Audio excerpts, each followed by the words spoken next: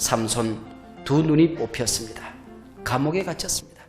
무사람들의 조롱거리가 되어서 맷돌질을 하고 있었습니다. 비참한 삼손의 모습을 볼 수 있습니다. 오늘 삼손의 실패의 모습을 우리가 더듬어 보면서 우리 자신들도 실패할 수 있다. 사단이 우리를 단숨에 공격하면 두 눈을 부릅뜨고 내게 칼을 가지고 내게 덤벼들면 쫙 부러질 겁니다. 그러나 묘하게도 사탄은 아주 천천히 내가 전혀 의식하지 못할 만큼 영안을 잃어버리고 영감을 잃어버리고 영적인 능력을 잃어버리고 세상에 조롱거리가 되었습니다. 머리 잘린 삼손과 같은 오늘 한국교회 이제는 능력을 회복해야 합니다. 하나님과의 관계 속에서 실패했습니까? 거룩한 삶에서 실패했습니까? 영적인 전쟁 뒤에서 실패했습니까? 하나님이 여러분을 바라봐 주실 줄로 믿습니다. 여러분을 붙들어 주실 줄로 믿습니다. 여러분에게 새로운 능력을, 여러분의 머리카락이 자라서 약속이 자라고 신령한 능력이 자라고 영적인 파워가 자라서 다시 한번 여러분 회복된 길을, 승리하는 길을 걸어가게 될 줄로 믿습니다.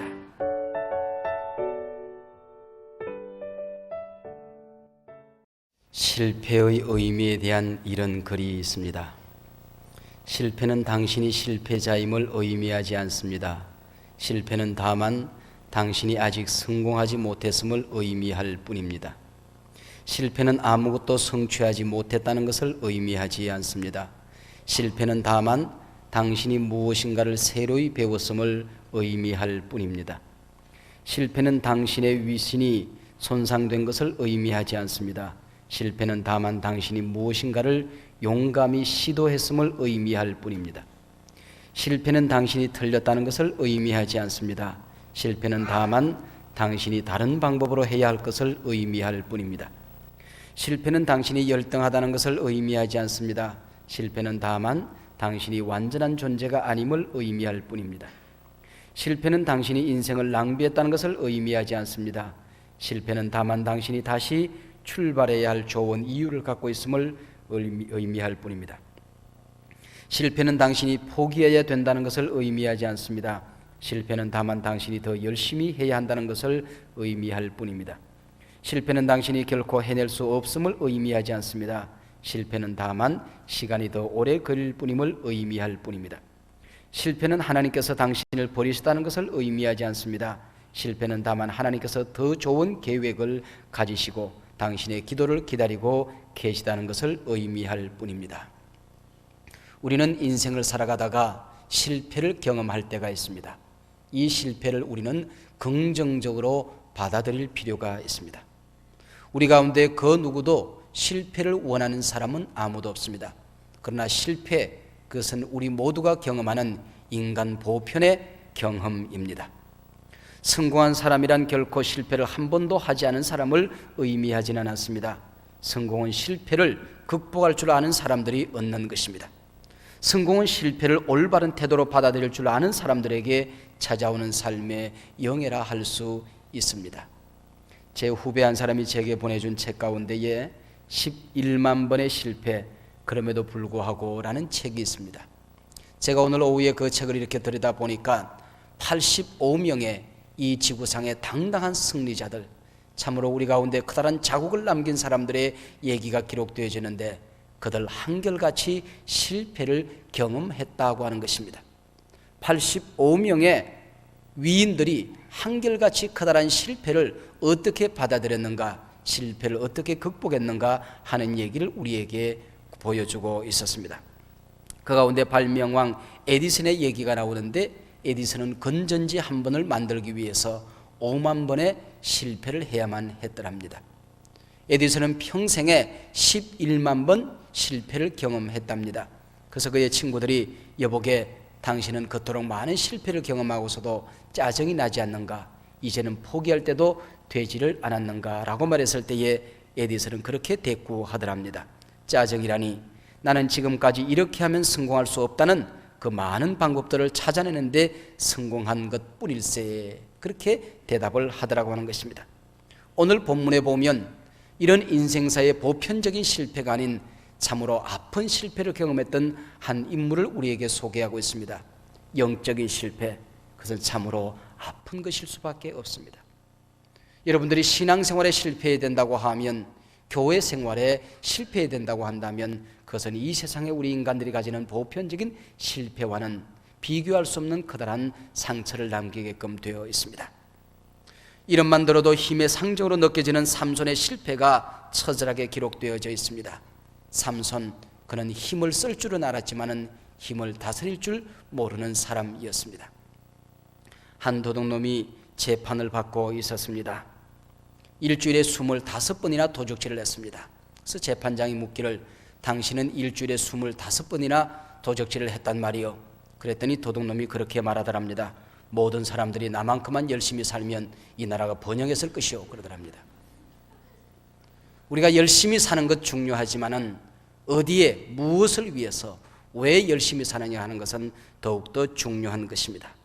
삼손 두 눈이 뽑혔습니다. 감옥에 갇혔습니다. 무사람들의 조롱거리가 되어서 맷돌질을 하고 있었습니다. 이방인들 앞에서 어릿광대처럼 재주를 부리는 비참한 삼손의 모습을 볼 수 있습니다. 절망의 나락으로 빠져드는 비참한 모습을 우리에게 보여주고 있습니다.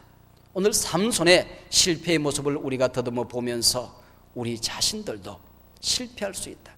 삼손의 얘기는 먼 옛날 얘기가 아니고 오늘 바로 나의 모습이다. 나의 미래를 보여주는지도 모르겠다. 어쩌면 나의 오늘의 모습을 보여주는지도 모르겠다. 그러면 어떻게 해야 될 것인가 하는 신비를 성경적인 복음적인 대답을 함께 들어보기를 원하는 것입니다.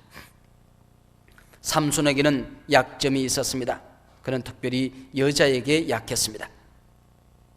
14장에 가서 보면 삼손이 딥나에 내려갔을 때에 블레셋 딸 가운데 예쁜 처녀를 만나게 되었습니다. 집에 돌아와서 그 처녀와 결혼을 하겠다고 부모에게 다그칩니다. 그때 그의 부모들이 그렇게 말하죠. 어찌 여자가 없어서 네가 할례받지 않은 블레셋 여인과 결혼하겠다고 하느냐. 그때 삼손이 아비에게 말합니다. 내가 그 여자를 좋아하오니 나를 위하여 그를 데려오소서. 삼손은 정욕을 억제하지 못하던 사람이었습니다. 하나님께서 내게 원하는 바가 무엇일까? 하나님께서 내게 건 커다란 기대가 무엇인가를 도무지 생각하지 않던 사람이 바로 삼손이었습니다. 아버지가 반대하는데도 불구하고 순종하지 않았던 아들이었습니다. 자기 감정에 따라서 정욕에 따라서 살아갈 뿐이었습니다. 그것이 삼손의 모습이었습니다. 오늘 본문 16장에 와서 보면 삼손이 가사에 가서 거기서 한 기생을 보고 그에게 들어갔더니 라고 16장 1절은 시작하고 있습니다. 영어 성경에 보면 그냥 들어간 것이 아니고 들어가 동침했다고 분명히 기록하고 있습니다. 그냥 본능대로 감정에 치우치는 삶을 살았습니다. 피터 폴 루벤이라고 하는 화가가 그린 삼손을 주제로 한 그림에 보면 한 용맹한 사나이가 사자를 두 손으로 찢고 있는 그림입니다. 그런데 놀라웠게도 그 사자의 발톱이 이 사나이의 가슴을 지금 핥히고 후벼 파고 있는 모습이었습니다. 삼손은 분명히 힘이 있는 사람이었습니다. 사자도 단번에 찢어 죽일 만큼 힘 있는 사람이었습니다. 그럼에도 불구하고 가슴의 사자는 여지없이 그의 심장을 난도질하고 있었던 것이지요. 외적인 사자는 물리칠 수 있는 힘이 있었지만은 내 안에 내 심장을 도려내는 내 영혼의 상처를 난도질을 내고 있는 내 영혼에 내 심장에 사자를 물리치지 못하는 어리석은 삼손의 모습을 그려주고 있습니다. 성경 자문에도 그런 말씀이 있습니다. 물어 지킬 만한 것보다 더욱 내 마음을 지키라. 자기의 마음을 다스린 자는 성을 빼앗는 자보다 나으니라. 삼손은 자기의 마음을 다스리는 데에 실패했습니다. 우리 모두에게는 아킬레스 힐이라고 하는 게 있습니다. 신과 인간이 결혼을 해서 아들을 낳지요. 그래서 그를 흑룡강 속에 집어넣으면 물이 묻은 자리는 활도 칼도 창도 그를 찌를 수 없다는 대답을 듣습니다. 근데 그의 어머니가 아킬레스 바로 발 뒤꿈치를 붙들고 흑룡강 속에 집어넣었다 끄집어냈습니다. 다른 데는 다 물이 묻었는데 그 어머니가 붙들고 있던 발 뒤꿈치에는 물이 묻지를 않았습니다. 전쟁터에 나간데 백전백승입니다. 그런데 그 뒤꿈치가 약하다는 것을 적들이 알아챕니다. 그래서 사정없이 비오듯 화살을 쏘아서 말을 타고 달려가는 그의 발 뒤꿈치를 쏘아 독이 묻은 화살이 그의 뒤꿈치에 꼽히게 되고 그는 죽음을 맞이하게 된다고 하는 것입니다. 모든 민의 잘 무장이 되었습니다. 빈틈이 없어 보입니다. 그런데 나에게도 너에게도 우리 모두에게도 약점이 있다고 하는 것입니다. 어떤 사람들은 돈에, 어떤 사람들은 이성에, 어떤 사람들은 명예에, 어떤 사람들은 사치에, 어떤 사람들은 먹는 데에, 저마다의 약점이 있습니다. 사탄이라는 놈은 얼마나 잔인한지 모릅니다. 약점을 너무나도 잘 알고 있습니다. 유 목사의 약점을 잘 알고 있습니다. 여러분, 한 사람 한 사람의 약점을 사탄이라는 놈은 너무나도 잘 알고 있습니다. 그런데 약점을 골라서 공격합니다. 늘 그곳을 공격하는 것을 볼 수 있습니다. 권투 선수가 권투를 하는데 의외로 다른 데는 다 강한데 턱이 약한 사람이 있어요. 그래서 그런 사람들을 유리턱이라고 그래요. 근데 묘하게도 그것을 적군이, 상대방이 알아채고는 고기만 공격을 합니다. 다른 데는 다 강한데 배가 약하면 그 묘하게도 거기를 계속해서 어퍼카트, 스트레이트 계속 배를 향하여 공격해오는 것을 볼 수 있습니다. 어떻게 하면 되겠습니까? 내 약점을 우선 내가 아는 게 중요해요. 그리고 거기서 무장을 시켜야 됩니다. 그리고 하나님께 기도해야 되는 것입니다. 하나님, 제 약점 하나님이 아시지 않습니까? 거기에 성령의 파수꾼을 보내주시옵소서. 이 사탄이라는 놈은 얼마나 잔인한지 모릅니다. 꼭 나의 약점을 매일같이 공격합니다. 눈만 뜨면 공격합니다. 아침에도 공격하고, 어제도 공격하고, 오늘도 공격하고, 내일도 공격할 준비를 하고 있습니다.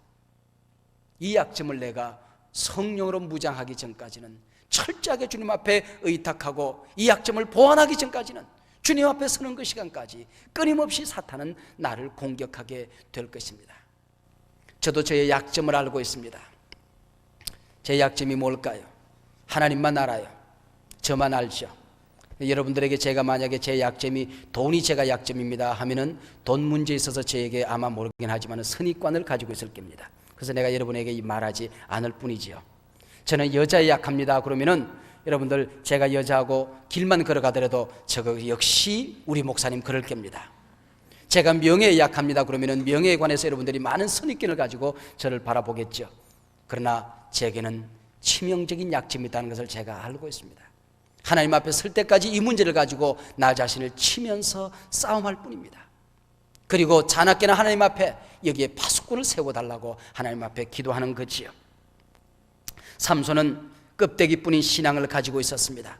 나시린으로 태어났습니다. 포도주와 독주를 마셔서는 아니 된다.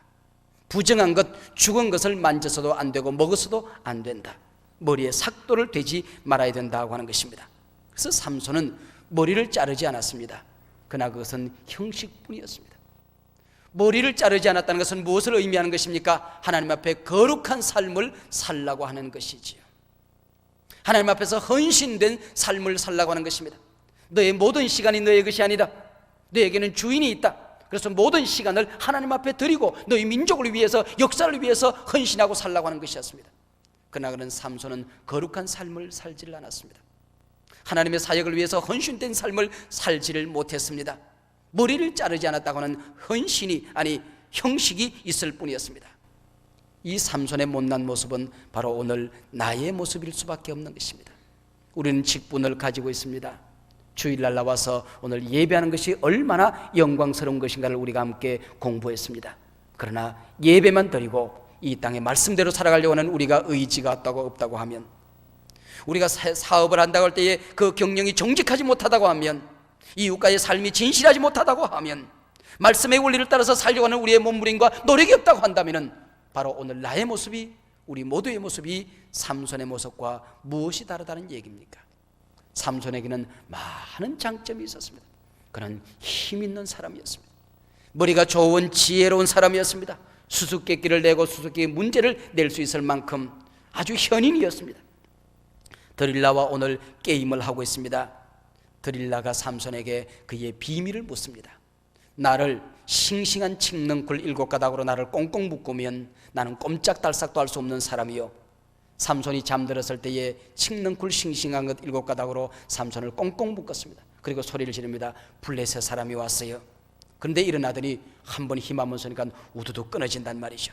당신 나를 속였어요. 당신 비밀을 내게 가르쳐 주세요. 내게 쓰지 않은 3줄로 나를 꽁꽁 묶으면 나는 꼼짝달싹할 수 없다. 써보지 않은 3 밧줄을 갖다가 꽁꽁 묶었습니다. 그리고 소리를 지릅니다. 블레셋 사람이 왔어요. 그러나 힘하면서니까 우두둑 끊어져 버리고 맙니다. 세 번째 삼손에게 묻습니다. 삼손이 대답합니다. 머리털 7가닥으로 새끼를 잘 꼬아서 다른 밧줄을 가지고 그것을 묶으면 내가 꼼짝하지 못한다. 소용없는 일이었습니다. 그때 드릴라가 여자 특유의 무기, 이 무기에 넘어가지 않은 남자는 별로 없습니다. 눈물의 무기를 가지고 나왔습니다.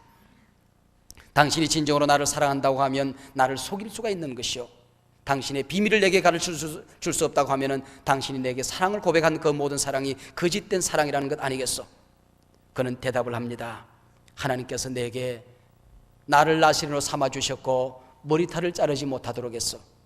누군가 내 머리를 민다고 하면 나는 힘을 쓸 수 없는 사람이 되어버리고 말 것이요, 그의 머리가 잘려지는 것입니다. 두 눈이 뽑혀지게 되는 것입니다. 여러분 기억하십시오. 신령한 일을 가지고 장난질 하려고 하지 마십시오. 하나님으로부터 부여받았던 거룩한 은혜의 말씀을 붙들고, 여호와의 이름을 붙들고, 우리 예수님 성령님의 이름을 붙들고 여러분 경혈이 취급하려고 하지 마십시오. 신령한 것으로 장난질 하다가 삼손은 망했습니다. 철없는 어린아이들이 폭탄을 만지작거리다가 자폭해버리고 말듯이 오늘 한국교회가, 오늘 그리스도인들이 이 신령한 은혜를 가지고 소홀히 다루다가 영혼이 자폭하고 민족 공동체가 깨어지고 교회가 상처를 입는 일들이 얼마나 많이 있습니까? 교회 가서는 위로를 받고 치료를 하는 것은 참으로 소중한 것이라고 생각합니다. 그러나 여러분들 교회에 와서 은혜를 받습니다. 위로를 받습니다. 새 힘을 얻습니다. 그런데 세상으로 돌아가서 여지없이 사탄에게 굴복해버리고 마는 것이라고 한다면 우리 교회는 근본적인 능력을 잃어버린 것 아니겠습니까? 참으로 진정한 치료가 무엇입니까? 근본적인 치료가 무엇입니까? 우리가 이 땅에 살아갈 때 영적인 전쟁터에서 승리하도록 말씀으로 성령으로 무장해 가는 것 아니겠습니까? 형식 가지고는 아니 되는 것입니다. 내용에 진실이 있어야 되는 것이죠. 그 후에 삼손의 비극적인 기록을 오늘 본문이 우리에게 전해주고 있습니다. 오늘 20절에 보면은 한 비극을 우리에게 설명합니다. 이제 삼손이 힘을 한번 써보겠다고 벌떡 일어섰을 때에 성경은 그렇게 기록을 남깁니다. 여호와께서 이미 자기를 떠나신 줄 깨닫지 못하였더라. 여호와께서 이미 삼손을 떠난 줄을 삼손이 깨닫지 못하더라. 삼손은 여호와께서 이미 자기를 떠나신 줄을 깨닫지 못하였습니다. 하나님이 더 이상 나를 사용하지 않는다는 사실을 삼손은 깨닫지 못했던 것입니다.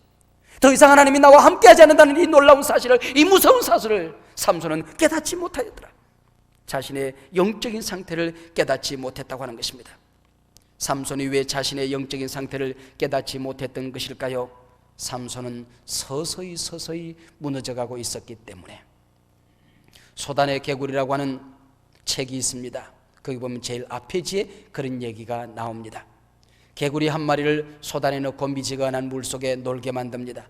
아주 천천히 온도를 높여주면 자기 살이 있고 내장이 익는 줄도 모르고 거기에서 서서히 두 다리 쭉 뻗고 노는 척 하다가 거기서 죽어간다고 하는 것입니다.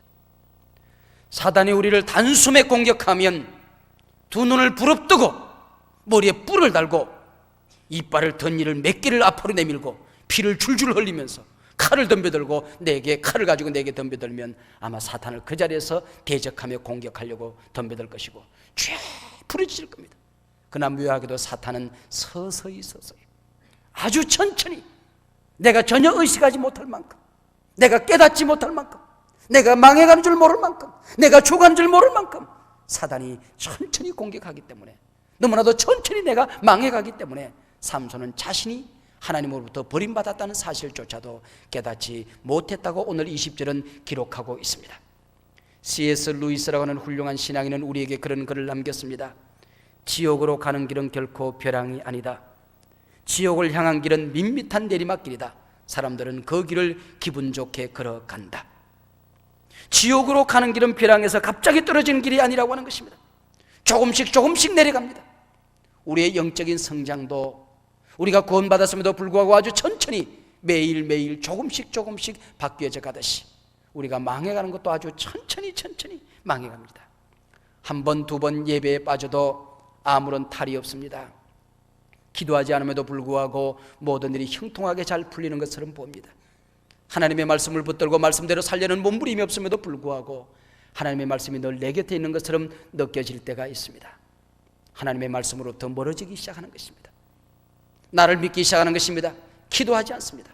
하나님과 동행하는 삶을 포기해버리고 마는 것입니다. 신앙의 길에서 점차 멀어지고 떠나갑니다. 그는 영원히 어느 날 눈을 번뜩 뜨고 보면 지옥에서 눈을 뜨고 마는 것이죠. 영적인 상태를 깨닫지 못하는 데는 몇 가지 이유가 있습니다. 내 영혼이 죽었을 때에 우리는 아픔을 느낄 수가 없습니다. 내 영혼이 마비되어졌을 때에 명목상의 그리스도인들, 하나님의 말씀을 듣고도 도무지 깨닫지 못하는 사람들, 찬송함에도 불구하고 감격이 없는 사람들, 기도함에도 불구하고 하나님이 나와 함께 한다는 놀라운 확신을 잃어버리고 살아가는 사람들, 명목상의 그리스도인들, 마비된 그리스도인들은 하나님의 깨달음을 우리가 받을 수가 없는 것이죠. 가정에서 일터에서 말씀대로 살아가는 모습을 보이지 않는 것은 영혼이 마비된 증거입니다. 껍데기 신앙 가지고 이 험한 세상에서 우리는 승리하는 삶을 살 수가 없습니다. 머리 깎인 삼손처럼 하나님으로부터 놀랍게 부여받았던 능력을 잃어버린 교회, 이제는 회복되어져야 합니다. 하나님께서 우리 한국교회를 얼마나 사랑해 주셨습니까? 부흥의 능력을 우리에게 주셨습니다. 세계교회가 부러워할 만큼 한국교회는 축복받은 교회였습니다. 이제 그 능력을 잃어버린 한국교회, 머리 깎인 삼손처럼 허우적거리고 있는, 영안을 잃어버리고 영감을 잃어버리고 영적인 능력을 잃어버리고 세상에 조롱거리가 되어서 맷돌질을 하는, 제그름이나 돌아라는 제자리 맴맴 돌고 있는 머리 잘린 삼손과 같은 오늘 한국교회, 이제는 능력을 회복해야 합니다. 눈알 빠지고 조롱거리 된 모습에서 이대로 살아갈 수가 없는 것입니다. 삼손의 마지막 기도가 28절에 기록되어져 있습니다. 삼손이 여호와께 부르짖어 가로되 주 여호와여 구하옵나니 나를 생각하옵소서. 하나님이여 구하옵나니 이번만 나로 강하게 하사 블레셋 사람이 나의 두 눈을 뺀 원수를 단번에 갖게 하옵소서 하였더니, 지금까지 삼손은 기도한 흔적이 전혀 없었습니다. 왜요? 내게는 기도하지 않아도 힘이 있다. 기도하지 않음에도 불구하고 하나님은 늘 나를 지키시는 분이시야. 하나님이 점점 자신을 멀리 떠나감에도 불구하고, 하나님으로부터 자기 자신이 멀리 떠나가 있음에도 불구하고 하나님이 자기를 버렸다는 사실을 깨닫지 못하고 내게는 아직도 힘이 남아있다고 생각하는 것입니다. 내 재주, 내 깨면 나는 뭐든지 할 수 있다고 생각하는 것입니다. 그래서 삼손은 기도하지 않았습니다. 머리가 잘려진 다음에, 모든 힘을 다 잃어버린 다음에, 두 눈이 뽑혀진 다음에, 자신이 연약하다는 것을 깨달은 다음에, 내 힘으로 아무것도 할 수 없다는 것을 깨달은 다음에, 무사람의 조공거리에 이제는 자존심도 사정없이 짓밟힌 다음에 전능한 하나님을 이름을 부르게 되는 것입니다. 주 여호와여. 그는 분명히 주님을 부르고 있습니다. 여호와를 부르고 있습니다. 한 번만 나를 살려주십시오. 하나님께서 내게 주셨던 모든 재능을 잃어버린 다음에, 모든 시간을 다 잃어버린 다음에, 모든 건강을 다 잃어버린 다음에, 하나님께 내게 주셨던 모든 재능을 다 잃어버린 다음에, 이제는 내 힘으로 어찌할 수 없을 때에 하나님 나를 한 번만 살려주십시오. 이 뒤늦게나마 지금 삼손이 기도하고 있다는 것이 얼마나 고마운 일이겠습니까? 얼마나 감사한 일이겠습니까? 이 한 가지 사실을 히브리서 11장은 믿음의 영웅들 가운데 마지막 기도했던 삼손을 영웅 속에 넣어주고 있는 것입니다.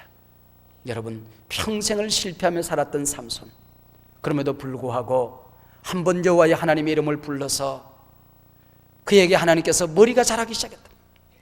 오늘 본문에 보면은 묘한 기록이 기록되어져 있습니다. 삼손은 천천히 머리가 자라가고 있었다. 이 머리는 약속을 의미하는 것입니다. 머리가 잘려졌을 때 하나님의 약속을 떠나버린 것입니다. 하나님의 약속을 파괴해버린 것입니다. 하나님의 약속을 짓밟아버린 것입니다. 머리가 자라고 있었다. 무슨 얘기입니까? 삼손이 영적으로 회복되어져 가고 있다고 하는 것입니다. 하나님을 의식하기 시작했다고 하는 것입니다. 하나님의 이름을 부르기 시작했다고 하는 것입니다. 이것이 점차적으로 자라가기 시작하여 이제는 하나님 앞에 담대히 기도할 수 있는 기도의 용사가 되었던 것이죠. 바로 이 한순간을 히브리서 11장은 삼손은 과연 기도의 사람이었다고 생각하는 것입니다. 지금까지 여러분 어떤 실패의 삶을 살았습니까? 신앙생활에 실패했습니까? 교회 생활에 실패했습니까? 하나님과의 관계 속에서 실패했습니까? 거룩한 삶에서 실패했습니까? 영적인 전쟁터에서 실패했습니까?